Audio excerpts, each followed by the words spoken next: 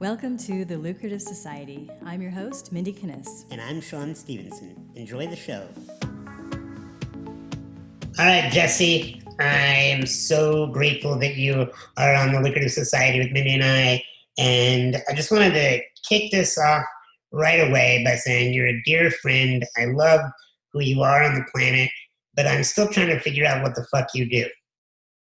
Welcome to the club. I myself am in that club. And so the feeling is mutual on the love and appreciation side, although I have a little more sense of what you guys are up to. And I'm just stoked to be here. When Mindy reached out, it was like, yeah, man, this just feels so good. So excited to see what unfolds today. Good. So what the fuck do you do? I seem to be a sort of catalyst for people's best ideas. I didn't create that. That was a title or a description that was given by a client after we spent some time together. And in his words, he said, I just forgot to be a dick. He said, I just forgot to be afraid. I forgot to be overwhelmed. It just, everything just seemed so clear. I knew exactly what I needed to do. I knew exactly how to do it. And it was as if I had sort of talked to my future self and came back with all the information that I needed. A lot of the stuff that I do talk about is firmly in the realm of science fiction until it starts to produce results. And then people swear by it. They go and they burn their entire personal development libraries. And they're like, holy shit, I am the power. This is pretty cool. See you never. So my retention's terrible. And I'm cool with that because it means that I really can be a one-stop shop for people in the personal development space. When you say this, the first thing that popped in my head, Mindy had me read a phenomenal book at the end of last year. And I somehow feel like you're one of the characters in this book. Which book? Illusions. Oh, totally. Have you read Illusions? Richard Bach. Yeah. Yeah, amazing author. Yeah. You're basically in the book. It's funny how you defined that, because when I was talking earlier to Sean about this interview, he said, well, I don't really know what Jesse does. I think he's a time traveler. And you just essentially said that. So yeah. Awesome. We're going to have an amazing conversation today. Yeah, I think we are. One of the things that I'd love to talk about with everybody is a little bit of the path that they took to get to where they are today. It's really sexy and fun to talk, what's going on right now, but none of us were an overnight success, and we all took different journeys to arrive at wherever we have currently landed. 100%. I'd like to hear a little bit about your journey to right now. Yeah, by my parents' own admission, I was sort of an experiment. My childhood was an experiment in extreme permissiveness. They were very good about creating safe boundaries as far as physical safety, although by today's standards, they would probably be considered negligent and maybe had Child Protective Services called on them. But I was talking to my dad about a year and a half ago about this, and he said, we didn't know what we were doing. But you seemed like you knew what you were doing, so we did the best we could to stay out of your way. And I teared up, man, when he told me that, because I remember being a kid, being little, like 2-3 years old, and going for these walks on the coast or wherever we were, and just looking back, and they're way off in the distance, and they're just kind of giving me a thumbs up, and just seeing what happened. And that led to being homeschooled, and then that led to fascination with martial arts, and I was 9-10 years old, and then that led to doing these competitions. And by the time I was like 20 years old, I was competing in these god awful illegal bar fights that were in San Antonio, Texas. No rules, no weight limit, no time limit, no safety equipment. It was like Fight Club, except you could talk about it a lot because you tried to sell tickets because you got a portion of the tickets. And I learned very quickly what was theory and what was a result. And I learned to be incredibly skeptical of anything that sounded good but didn't produce a measurable result, because the consequences were severe and they were immediate. So I developed a very healthy relationship with curiosity. At the same time, I didn't have the temptation of getting too far into something that couldn't produce a result on Thursday night when I fought. And so as I began to find ways to quiet my nerves, I got into meditation.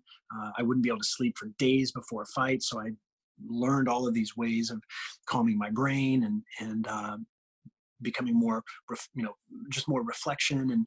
And then those, I did pretty well. I won most fights. I lost two in spectacular fashion, one of which absolutely the best physical experience I've ever had. It was a glorious beatdown. The dude outweighed me by like 40 pounds, and his corner had covered his whole body in Vaseline, so I couldn't take him down with jujitsu, because they knew that's what I was going to do. They've been watching me fight all season, and I weighed like 145 pounds, same thing I do today. And I couldn't beat this guy, and he lit me up, man. I was eating punches like crazy, hundreds of people watching. It was the worst beating of my life. And I went to the hospital afterwards. I had a collapsed lung. I had a concussion. I was messed up. But that was the night that I really got it experientially, that I have a body, but I'm not my body. And I am, and I think we all are, extensions of consciousness that for whatever reason chooses to individuate itself into these physical 3D forms so that we can experience duality and choice and free will and all that cool, sexy stuff. So I wouldn't trade that night for anything, because of the experience that it gave me. And this is something that's a huge part of the work that I do now. Everybody's got their version of that. Everybody's got traumatic experiences. I personally think being born is the most traumatic experience, because before you get here, man, you got room service 24/7, you're warm, and it's dark, and you got the best house music in the world, dum, dum, dum, dum, dum, right, exactly. And then all of a sudden you're just like, what the fuck is going on? And you just like pop out and it's cold and bright. And I think that probably had to be pretty traumatic. So I think we've all had things that maybe we wish didn't, but ultimately, I don't subscribe to the immutability of linear time. I think it's a very useful illusion, but I don't think it's an absolute. I think it's more of an agreement, part of the code of this game that we're playing. So that being said, the past isn't real. Only thinking about it now is. And so that's informed my approach, and it's informed my philosophies, and I've managed to shorten my time horizons down to almost zero, to where I don't know what I'm going to say next. I don't know what's going to happen next. And it's really expanded a sense of presence. And so all of that led to me building martial arts school. And then I applied the same sort of results only philosophy. And I became super skeptical of marketers that would come in and tell me, oh, place an ad in the Yellow Pages. Remember those? And I'm thinking, oh, then I'll be successful. Here, take $800 a month for 36 months. That'll do the trick. Instead, I had to keep living with my dad. I did graduate homeschool when I was 17 and moved out. That's how you graduate homeschool. You move out. I went back for my master's in homeschooling at 21, moved back in with my dad. But I kept applying all of this. Hey, if it works, I'll do it. If it doesn't work, I'm out. And the school was successful. I ended up opening another one and eventually training my students how to teach and how to market and how to sell. And it got to the point where we had 8 schools and a consulting company. And that's actually when I first became aware of you, Sean, because I was sort of connected to Joe and Dean a little bit through the podcast. And then I started to be more involved with more people that know you. Kevin Thompson became a great friend and one of my first clients, actually. And so there started to be all this overlap. And I was like, wow, I still felt totally outside the marketing world. I still do, very intentionally. It's more art at this point. But I ended up opening all these schools. And one day I was actually laying naked in Burning Man, just in the middle of the desert with nobody around me. And I thought, what am I doing? This life is over. Like, it's not me anymore. So sold my schools and had no idea what I was going to do in 2013. One day I made a video, put it on Facebook. I had like 300 friends on Facebook, and most of them were my actual friends. And about 10% of them had my actual last name. So it's like when you send out an email and the first person to buy is like a relative, you're like, yes, oh, it doesn't count. So I made a video, and that video ended up getting more shares than I had Facebook friends. And it was just one of those, it felt like it was time. So I started making videos, and since then have developed a pretty fulfilling consulting practice, and have written tons of programs around mindset and ethical cult building, and how to sell through Facebook Lives, which I still have no formula for, but I invite people to watch a breakdown. We've done some, multiple 6-figure launches with all organic advertising on 3 days inspiration. Like, oh, let's do this thing. And then I'll make a couple of posts, do a video. And next thing you know, a lot of people are happy. So I still don't know what I do. I just recognize that we all operate on a certain frequency. And for whatever reason, when I get together with people who are cool, who have some sense of what they want, and who are willing to test some theories and judge by results, pretty interesting things tend to happen. Awesome. I totally love all of that because it's so resonant with how we think and who we want to be in the world. I especially loved in your bio, I was reading it earlier, and saw that you had the same notion that I did at one point in time, that like, hey, I'm really good at what I do. Where are all the people? Why don't they just why don't they know that is, that I can help them so well? And it'd be so amazing. When I first became a coach, that was my thing. I was like, marketing, no, I hate it. I don't want anything to do with it, being slick and salesy. And so I very much resonated with that. So thank you for sharing that. I love that. Yeah, well, you guys roll on that same frequency. I mean, you guys have your own way of being yourselves in the world, and I really respect that so much, because I think in a society that's engineered for conformity, to live authentically is actually to exist in a sort of permanently altered state, and so you just automatically have this sort of what Dan Sullivan would call an unfair advantage. You just have this way of being in the world that people want. And at that point, it really doesn't matter what you do. What they want is who you be, because it reminds them of who they want to be. And when they show up, you bill them. Yeah, exactly. Just, I have a question that's got 4 parts to it. Oh, lovely. It's based on an acronym, HERB, H-E-R-B. Okay. I love that you turn British when you say that word. Yeah. Herb or herb, however you want to take it. Yep. Yeah, or that one. Or that one. So the H stands for habits. Can you walk us through some of the habits that you have stuck to help you create happiness and wealth in your life? Brilliant frame. I'll give 2 real quick. One is a physical habit, and one is more of a philosophical habit. Physical habit, without question, is taking time every day to sort of go into the void and to step out of this, sights and sounds of the world, and just get still and silent and in solitude. And so whether that's meditation or just kind of sitting there by myself and just thinking my thoughts, not moving, there's no particular pattern or formula for it. I do have a meditation that I have found that I like a lot, but it's more about making that a dedicated practice. And if I miss that or decide that something else is more important, things get weird. So I found that that's a very rejuvenative, very creative, very powerful place to be in, is that silence every day. And philosophically, there's a great gift that I think we all have the ability to give, and it's sort of pushed aside as if it's not that valuable or if it's some sort of luxury. But I think the greatest gift that any of us can give is the gift of our well-being and the gift of our own joy and our bliss and our own happiness. And since no one outside of us can determine what that is, that means the responsibility is on us to A, find out what makes us happy, and B, live according to that every day. And sometimes it means that you are not going to get approval, or you're going to experience criticism, but that's anybody critiquing us because they don't like the way we're doing things is just demonstrating their own lack of emotional mastery, that they're expecting us to behave different so they can be happy. That's like some sort of weird emotional metaphysical terrorism, like, I'll feel good if you do this. So philosophically, I found that to be a very useful habit, is to just, the greatest gift is the gift of our own happiness. And I think along with that comes granting people the freedom to just, have their own experience and not feel the need to deviate from our center just to appease somebody else.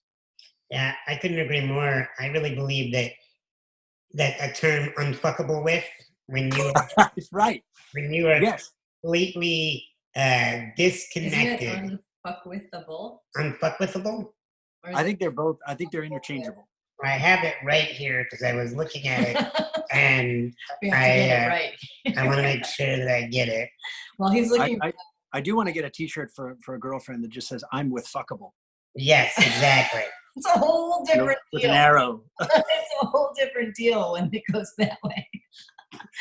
I'm gonna push this into censorship territory as far as I can. This is it won't happen with you guys, I'm sure. This is us. It's already there. What you're saying totally goes back to what you were saying earlier, just about being authentic. It's you doing you and allowing other people to do whatever they are going to do and just being totally cool and rock solid with that. Yeah. So it's unfuckable with. No, read that. Oh, this is my dyslexia. I have really bad dyslexia. Unfuckwithable. Oh. When you're I'm unfuckwithable. Okay. When you're truly at peace and in touch with yourself, and nothing anyone says or does bothers you, and no negativity or drama can touch you. Yeah, totally agree. So, please tell me that's in Merriam-Webster or something. Yeah, right. That would be so awesome. Yeah, definitely, probably should be in what's the other one? The Ghetto Dictionary, the Urban Dictionary. Urban Dictionary. Yeah. So, moving from the habits. Yes. Into the E, which stands for environment. What do you intentionally put in and take out of your environments? And by environments, I mean where you live, where you work, what you drive, who you hang out with, like your environments, the stuff that you surround yourself with.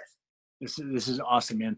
I literally this morning just recorded an episode for my podcast on this exact thing, freedom of location, and having emotional freedom within your environments. So same page.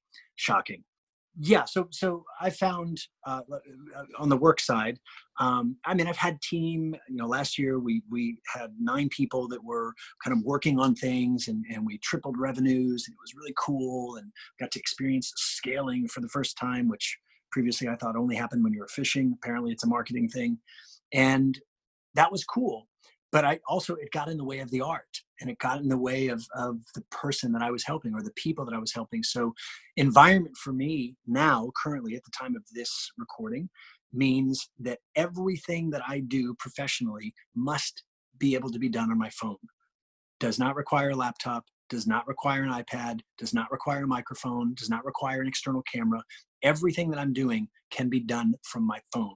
And if it can't be done on my phone, I don't allow it to be introduced into my business. That is an experiment that I'm running. It seems to be working very, very well, because it allows me minimal interference between myself and the audience. And so I feel a clearer signal and a much more intimate connection that way. So environmentally, for me right now, that's very important. And that also allows me freedom of location. So I'm alternating right now between being nomadic and having a home in Austin, which is where I am right now. And I think because this ties into all of these other forms of wealth, wealth is not just financial, it's emotional, and it's having the freedom to go and explore things and go and experience different foods and different people.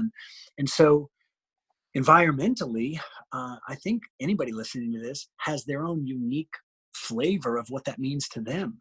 And so if you're not living in a place that fires you up, well, then make it so that it fires you up. You don't need to move places. You'll be taking yourself with you. But maybe get rid of some of the shit that's in your closet. Maybe put a little, free library in your front yard and stock it with books that you don't want anymore. Trust me, they will be liberated.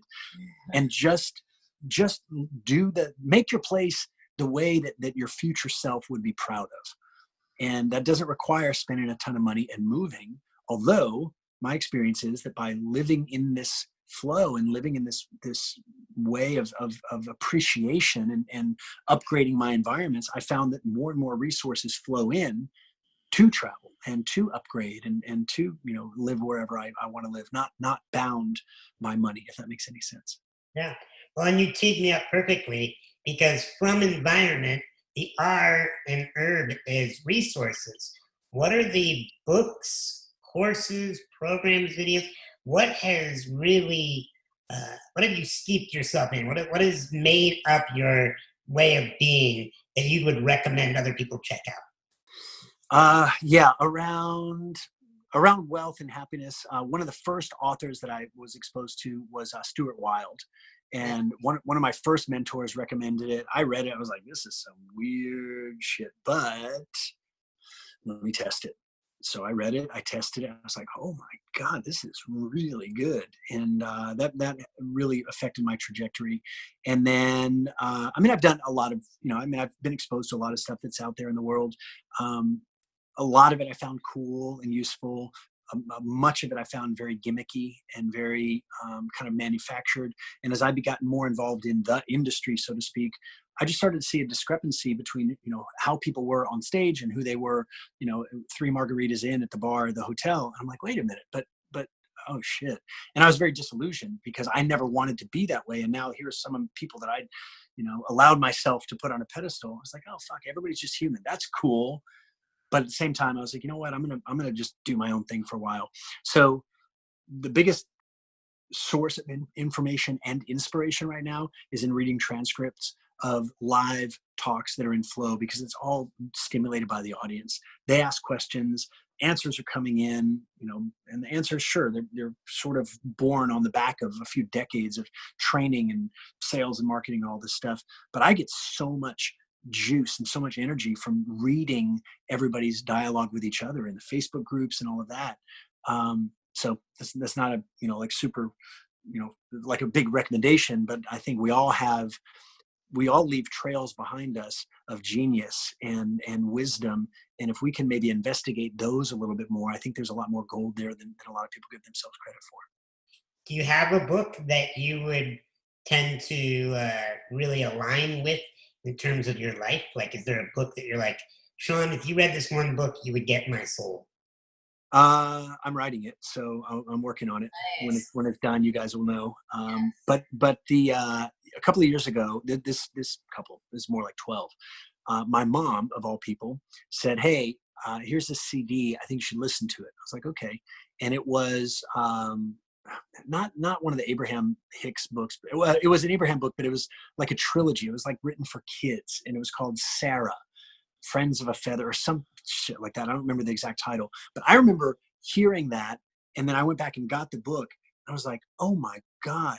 Like, I feel like I'm reading my own life. Like, I've always had this sense that, hey, everything's cool. Like, don't stress out.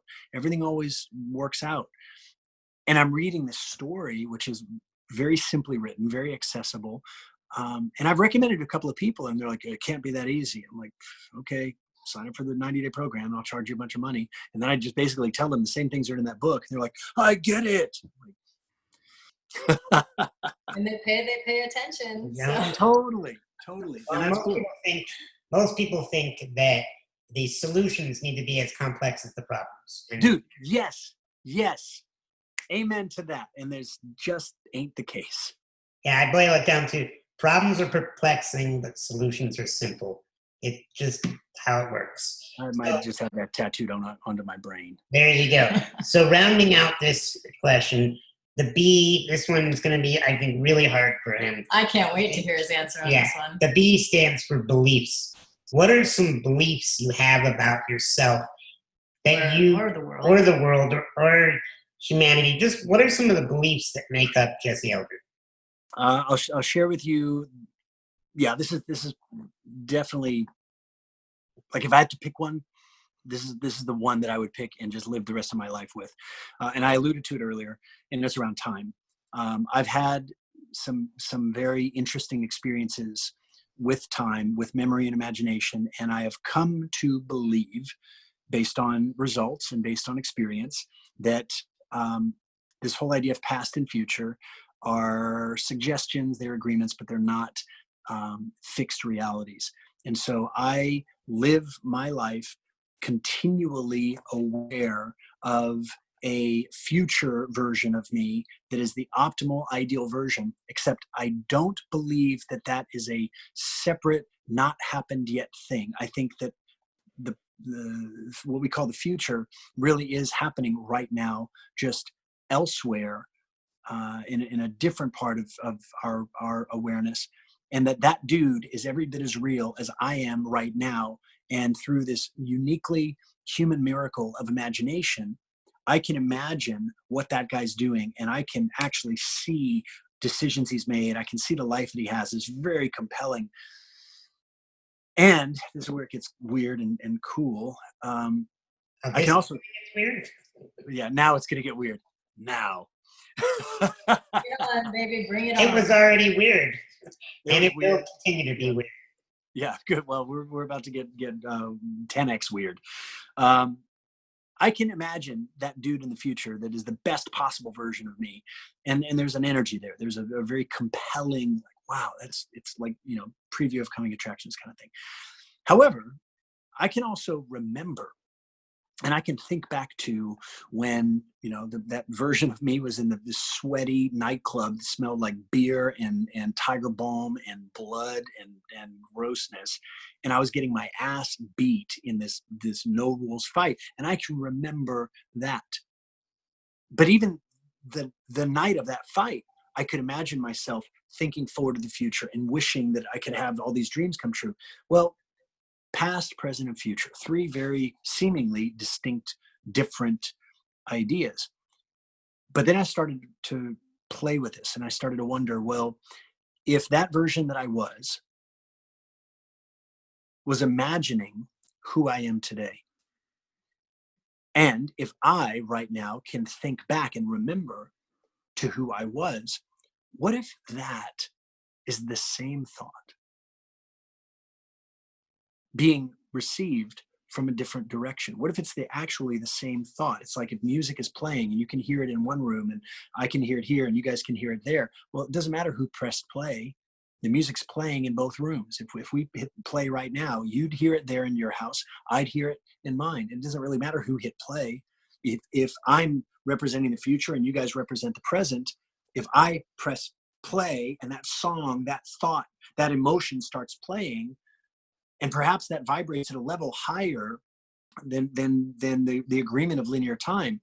So me in the future, thinking that thought is a memory. I'm remembering you in the present. Or are you in the present imagining me in the future? Well, I think that maybe there's no difference. And so the greatest, most effective belief that I found is that it's all happening right now. And if I can just chill the fuck out on my logic, and I can use logic as the app that it's intended to be, not the OS that we're taught that it is, then I can actually receive information and start to get inspiration on demand. I can make my intuition tactical so that I can start getting hits and ideas and nudges from this best possible future version of me, who I don't believe is in the future. I think he's alive and kicking right now. And he's always there. I can always connect with him. He'll always tell me exactly what to do. And I've chosen to live my life according to this. I've been split testing paradigms since I was 19 or 20 years old, and this beats the control every fucking time. I love it. You know, talking just about that idea of stacking time versus linear time. It's like you took Dan Sullivan's version of The Gap and closed it. Because it's like your ideal best self is out there somewhere in the future, and you're like, why not now? Right. That's awesome. And that, Mindy, that's really, really brilliantly expressed. Well, first of all, anytime I can be mentioned in the same sentence as Dan, it's like, oh, fanboy. But the feeling that it's actually happening right now really suspends a whole bunch of disbelief. And I've talked to people in the NLP world who are like, oh, that's timeline therapy. I'm like, okay. I don't think it's a therapy. I don't think it's a concept. I have a very real sense of all of these selves. And, you know, I don't know that that's not the case. And luckily I'm not having to publish papers that are peer reviewed and that I have to defend a thesis and all of that. Massive respect for people that have. I'm just a dude who found some shit that seems to produce really cool results, and clients fly in, we do this whole time piercing thing, and it just displaces all of the murkiness and cloudiness and wondering and all other people's unqualified opinions and all that shit. And then they're just like, oh, and they make the call, they do the thing, they propose marriage, they do all this stuff, and they just immediately merge. It's like changing channels or changing songs. You know, if I'm on my phone listening to country music for some unknown, ungodly reason, not to make fun of country music, and I'm not trying to denigrate anyone who likes country music. And if you like country music, denigrate means to put down. This is going to be comedy hour too. Yeah, no. So if country music's playing on my phone for some odd reason, I don't take my phone to the Apple store and say, hey, something's wrong with my phone. It's playing the wrong music. I think it's got really deep-seated issues, probably dating back to the factory. The Apple tech will look at you and go, okay, what do you want to hear there, buddy? And be like, well, not country music. Okay, we get you. What do you want to hear? Not country music. It's been playing country music for 20 years. Okay, so what do you want to hear, buddy? I actually just want to hear a little Coltrane. I just want to hear a little jazz. And they're like, okay, hold on. They take the phone, they get on Spotify, YouTube, SoundCloud, whatever, and they go, John Coltrane. And they press play, and the thing starts playing because the music is not in the phone. The phone is a receiver and a transmitter, a vibrational frequency that is in the cloud. So all of these versions of ourselves, first as a thought, then as a feeling, then as a belief, then as a behavior, then as a result, we can just blink those versions in. And it doesn't require, in my experience, facing our fears. It doesn't require getting outside our comfort zone. You just stop being uncomfortable with the stuff that you used to freak out about. And I've seen people do this with everything from intimacy to what one dude forgot to have cancer. Those were his words. He said, I just forgot to have cancer. I went back for a checkup. The doctor's like, what happened? He's like, what do you mean? They're like, you're cancer free. So yeah, I'm not a doctor. I don't have any education, actually. I've never taken a test in my life except for my driver's license. Failed that the first time, but perseverance. I just care about people and I care what works. And I also recognize everybody's free to do whatever the hell they want to do. And that's why I don't spend money on marketing. That's why I don't try and force it. I don't promote myself. I just talk a bunch, and I figure the right people, or not the right, but the people who this stuff resonates with will find it, and those who don't, cool. I'm not interested in chasing them. Sean, that's a long ass answer to your question, man. That's the belief that I found most useful, is that time is a very useful illusion, but it is not real. Gotcha. Hell yeah. So I want to talk money. Okay. First is a two-part question. The first part, I'm going to give both at the same time. One is, how do you define wealth? And secondly, regardless of what that wealth looks like, I want you to talk about money, because I read this thing on your website, how to stop screwing yourself over financially. And when I read things like that, I think, ugh, why didn't I know him 20 years ago? You did, according to him. Well, exactly. But, you probably don't know this, but my story is hugely financial chaos with bankruptcy, foreclosure, basically my business, the whole. She checked off all the boxes. Everything bad with money, I did that. So then I read these things, how to stop screwing yourself over financially, and I'm like, yes, let's talk about that, because so many people get stuck there. So first I want to know your definition of wealth, and then let's talk about not screwing yourself over in that camp. Cool. Yeah, it's a very very important topic. Wealth, in my study and observation of it, and in my own experience and then the experience of others, I think is having expanding options and the energy to execute on the best next thing.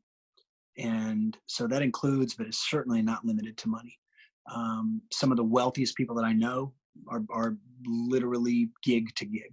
They're musicians or artists or Uber drivers or whatever, and they're just like, I don't know, the money's somewhere else. It's just in somebody else's account, and I'll get it in my account soon enough for what I need it for.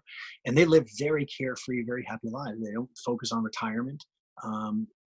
And that, I realize that may be scary for some people, but for them, operating as self-authorized entities requiring permission from no one, they're actually living very wealthy lives. Their options are expanding in proportion to their imagination, and the resources to execute on those options are showing up right on time. So I think that that's wealth. I stopped attaching wealth to money when I began to observe so many people, clients and eventually friends who had, net worth of 9 figures and who, had family members that took their own life, multiple family members taking their own life. And so this person is emotionally just devastated.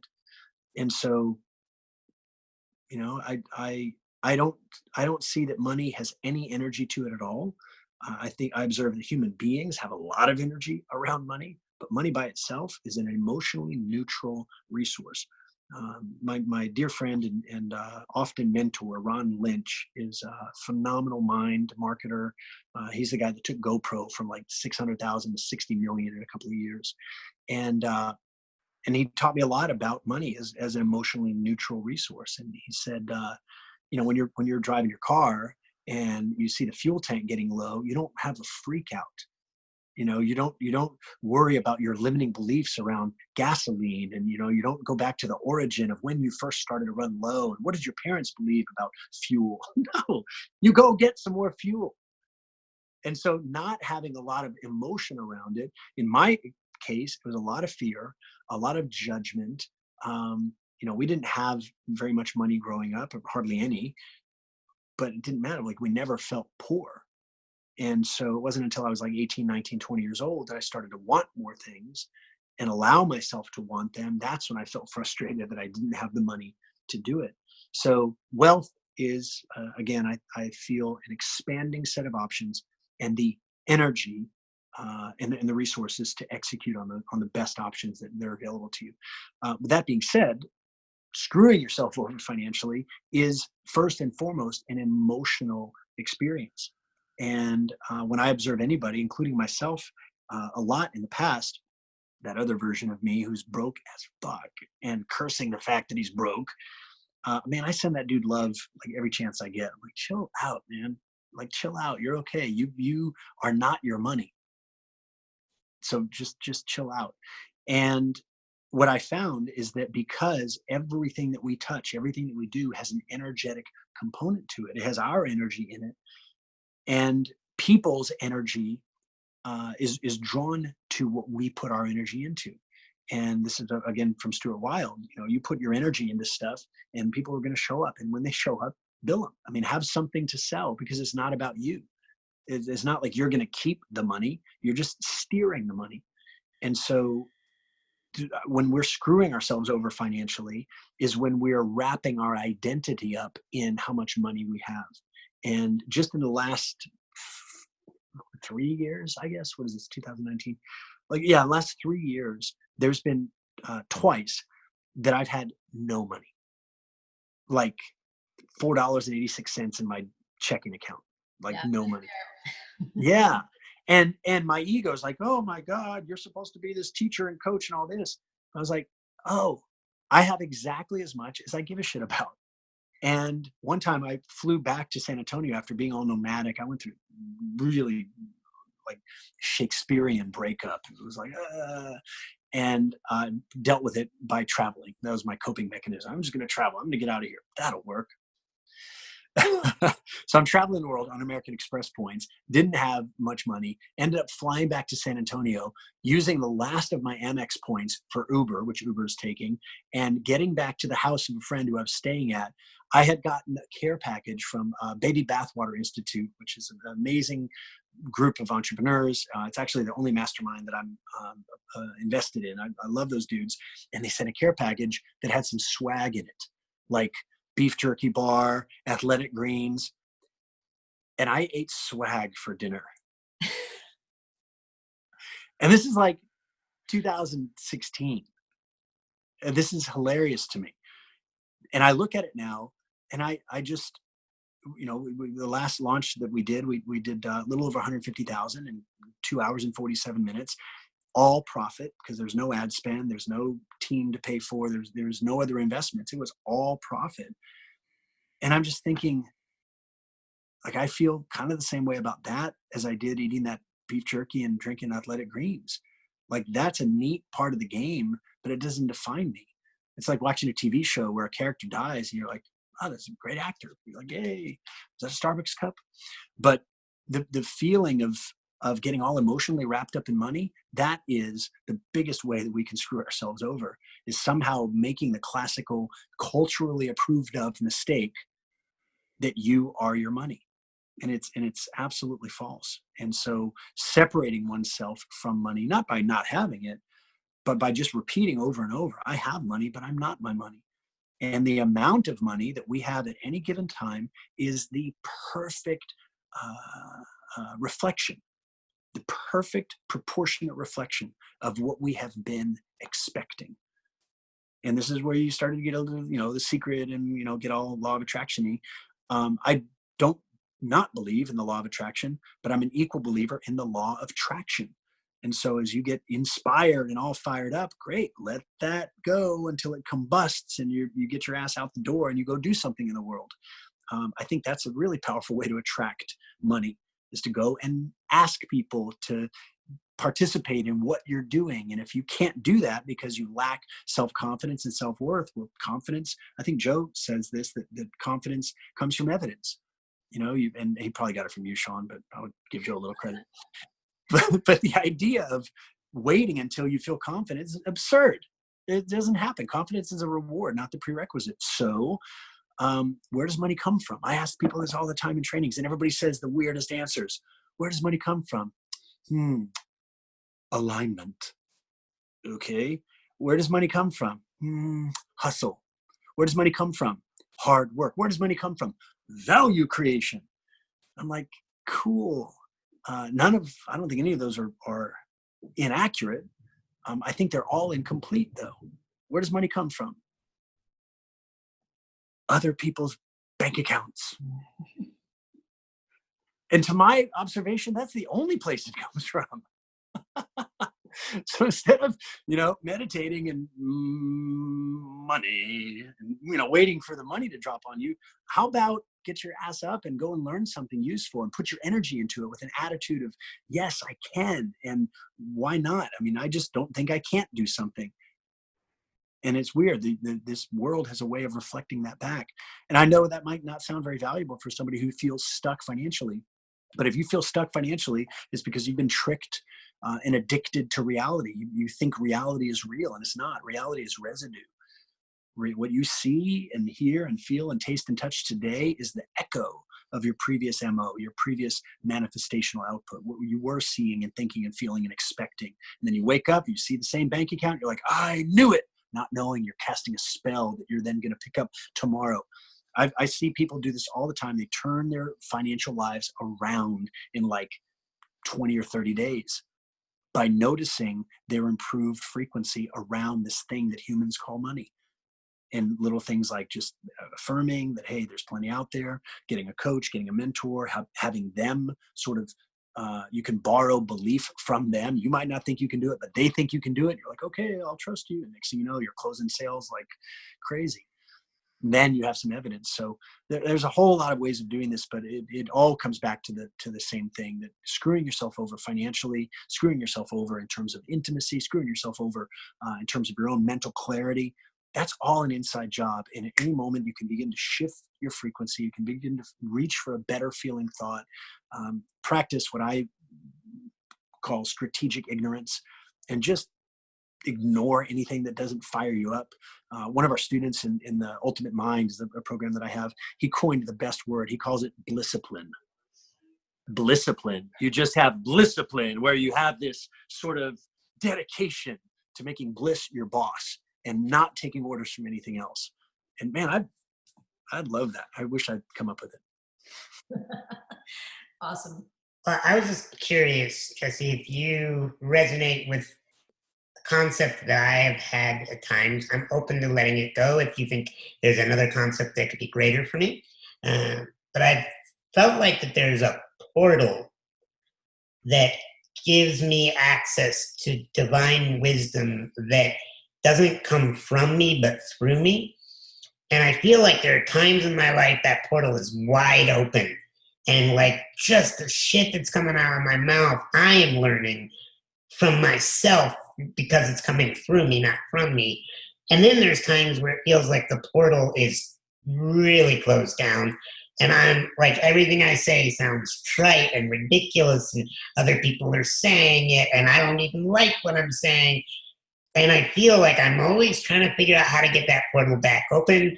Is it meant to is it meant to close and open, or is it just a concept in my mind? What is your thoughts on this portal, and see how you could either upgrade it or confirm it? Yeah, I can 100% confirm it in my experience as well. I think there is that, and I love that term portal, man. It's so kinesthetic and visual, and it's so just real. Um, and man, I've had some I've had some memorable experiences around the portal. I've asked for it, and I've been like flattened on my back, and just all of a sudden feeling like, oh shit, this must be what a Tesla feels like when it's getting an over-the-air upgrade. I'm like, ah, it's a weird feeling.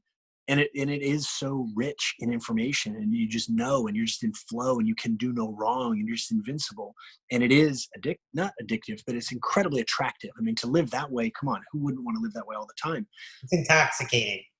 That's a perfect word, man. That's exactly it. It is intoxicating. And in my experience, when that sort of dissipated and went away, I started to freak the fuck out. It was like, no, like it was like, there's a horribly sad, beautiful book called Flowers for Algernon.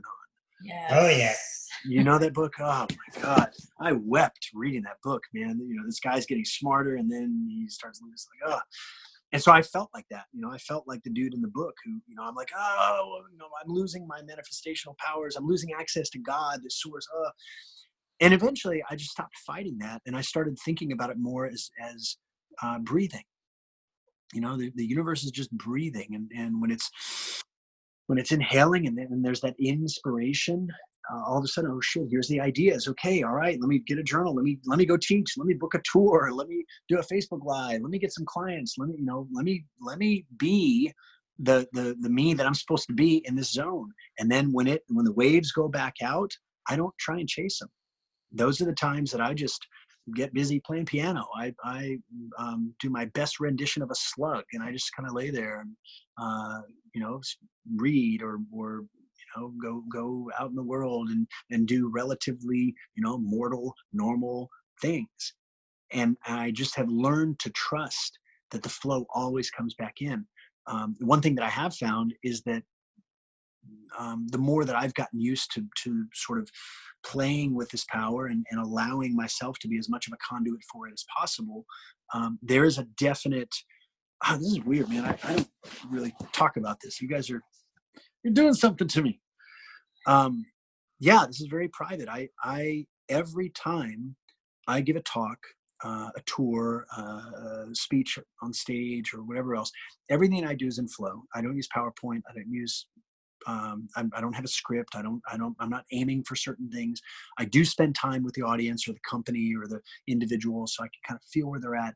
But once I hit play, once I get on stage, it's not me anymore. It's that thing, that power, and I get to be there with it. Every time when it's over and I step off stage, hit upload on the video, and then you wait, and then you hear that magical ding, your Facebook Live is now on Facebook. Okay, good. Every time it's over, I just get really still. And sometimes I close my eyes, sometimes I don't, and I just wait. And every single time, I get one of two experiences. I either feel um, it's it feels very like almost parent like a pat on the back, like good job, like you did it. Very, very affirming. Um, and occasionally there will be the absence of that, and there won't be any judgment. There won't be any I should have done something different. It's just kind of nothing. And those are the times that I know that I was trying too hard. I was aiming for an outcome. I was, you know, using some NLP to try and get an outcome for the audience and acting all benevolent on their behalf as if that's my fucking job. So it's either that absolute affirmation or the absence of that affirmation.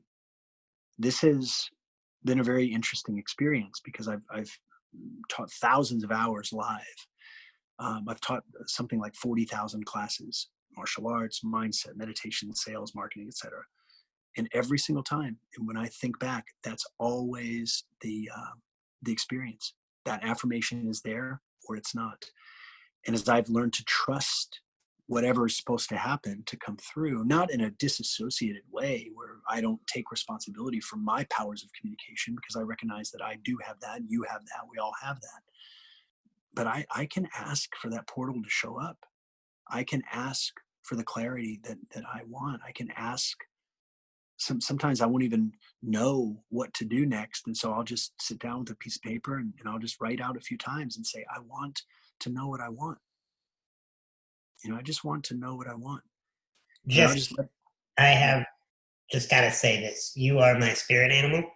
And I want you to know that. And you are a commercial for homeschooling. Thank you, man. So, Jesse, as we wrap this awesome time up, I've so enjoyed this conversation, and I look forward to many, many more. One of the things we like to ask all of our guests is if you would just close your eyes and allow that awareness to drop down into your heart. And my favorite thing about podcasting is there's always somebody out there that is just hanging on every word that you are saying and just really needs whatever you've got to give them. So I would ask you, what would you say to that person right now, just straight from your heart? Yeah, go right after this podcast, go take 2 or 3 minutes and go look in the mirror and allow yourself the excruciating luxury of making unbroken eye contact with yourself for at least 2 minutes without judgment, until you reach a space of unconditional self-acceptance, unconditional appreciation for the being that's looking back at you from behind those eyes. Because far more important than who you are is what you are. And that is a question worth asking. Awesome. Thank you so much. Thank you, guys. Wow. What a gift to share this space. Spending more time together in the future. And if you're listening, thank you so much. We'll look forward to seeing you on the next episode of The Lucrative Society. Thanks so much for listening. Make sure and subscribe to The Lucrative Society on iTunes and leave a review of the podcast.